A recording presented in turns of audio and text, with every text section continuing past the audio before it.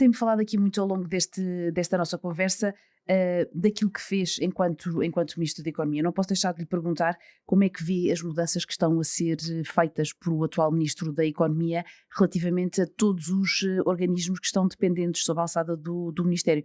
Estamos a falar da liderança da AICEP, a liderança do IAPMEI e agora ainda não está anunciado formalmente, mas já sabemos também a alteração da cúpula do Banco de Fomento. Como é que vê estas mudanças? Sim, primeiro que tudo eu tenho uma excelente relação com o Ministro Pedro Reis, aliás preparei a pasta de transição com todos os elementos, que é muito importante, muitos Para aspectos assegurar uma estavam boa a ser transição. desenvolvidos e o país continua a apostar e a desenvolver. Sobre esses organismos, começando com o IAPMEI eu nomeei o engenheiro Luís Guerreiro. O engenheiro Luís Guerreiro trabalhou sempre no setor privado, uma pessoa que tem muita experiência em relação às empresas, a lidar com as empresas. Ele deu um impulso à IAPMEI. Recorde só que, se for ver depois os componentes, a componente, por exemplo, do Plano Nacional de Recuperação e Resiliência, PRR, se for ao investimento, a capitalização e inovação empresarial, o IAPMEI estava profundamente envolvido, é dos que tem mais taxa de execução, cerca de 32%. O outro, a descarbonização da economia, a mesma coisa.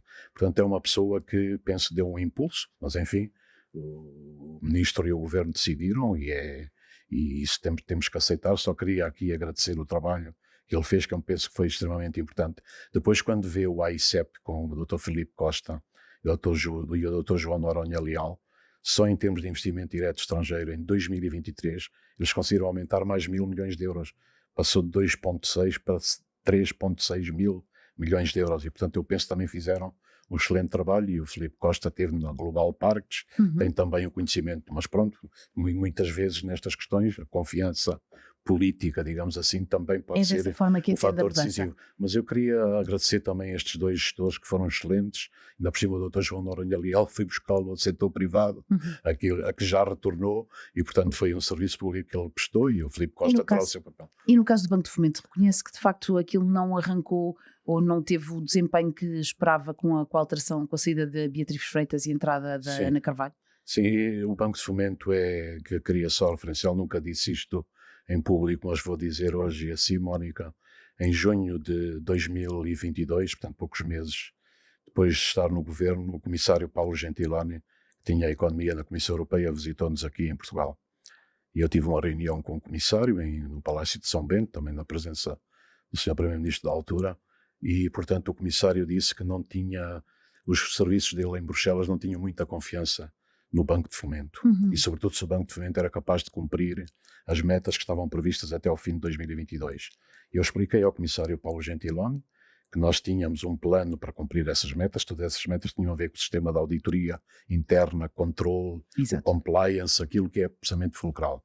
E disse: comissário, prometa-me, se nós cumprirmos estes objetivos, o Banco de Fomento vai ser um parceiro full member do InvestEU. Do InvestEU. Porque isto é extremamente importante, que conduza àquele acordo que começou a ser negociado logo no fim de 2022, portanto em 2023, com o InvestEU, que são os 3.600 mil milhões de euros que viemos a conseguir.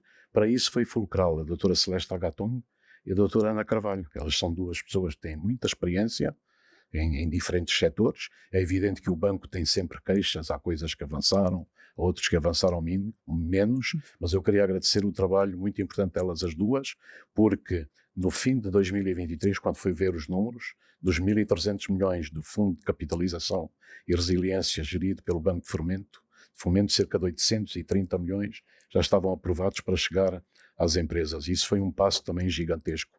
Depois, a negociação com o InvestEU vai ser fulcral para o país. Porque eu sou das pessoas que defende que nós temos que ter uma panóplia de instrumentos financeiros para ajudar as nossas empresas.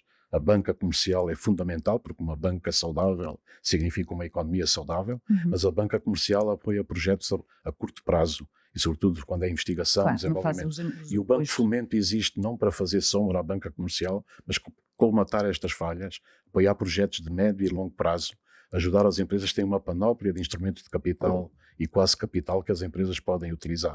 Mas isto também significa mudarmos um bocado a literacia financeira que existe no país. Acha que foi esse o problema do Banco de Fomento? Ou seja, as expectativas relativamente ao banco não são as mais justas, por assim dizer, ou de facto reconhece que o banco não teve o desempenho que estava à espera que tivesse? Repare, o banco pode não ter tido o desempenho melhor que nós estávamos à espera, mas teve um desempenho que eu acho que é bom. Porque, repare, eu sou das pessoas que, ao lidar com os empresários, e isto é um problema nosso, da nossa mentalidade cultural, não é só dos empresários portugueses. Nós somos uma espécie do povo do minifúndio. Portanto, o minifúndio está impregnado na consciência portuguesa. E, portanto, quando vai falar com os empresários e vem o Banco de Fomento, tem aqueles instrumentos de capital ou quase capital para ajudar, as pessoas pensam que é para tomar conta das empresas. Eu explico, olha, isto não é para tomar conta, é para ajudar Ganha as a empresas. dimensão. Aqui o Estado, e eu sou das pessoas que defendo que o Estado não deve ter intervenções deste tipo. E, portanto, era absolutamente fulcral assegurar isso. Há aqui também uma certa literacia. E o banco também, por um lado, desenvolveu todos os roadshows, esteve mais presente no terreno. É evidente que depois tem que seguir as suas regras, há uma certa morosidade de processos, mas elas lutaram e muito para transformar e pôr o banco, digamos, alinhado com estas tendências. Agora, a Acha performance que pode é ser uma sempre falta de melhor. tempo? É isso? É uma falta de tempo e é também a luta contra muitas das ideias. Repara, a coisa mais difícil para as pessoas mudarem é a sua cabeça, é a sua mentalidade. E para o Banco de Fomento também ter uma intervenção muito clara, é preciso ter um outro tipo de relação e outro tipo de paradigma da parte também do sistema empresarial e do funcionamento do Banco de Fomento. Ambos têm culpa, mas é necessário melhorar nas duas dimensões.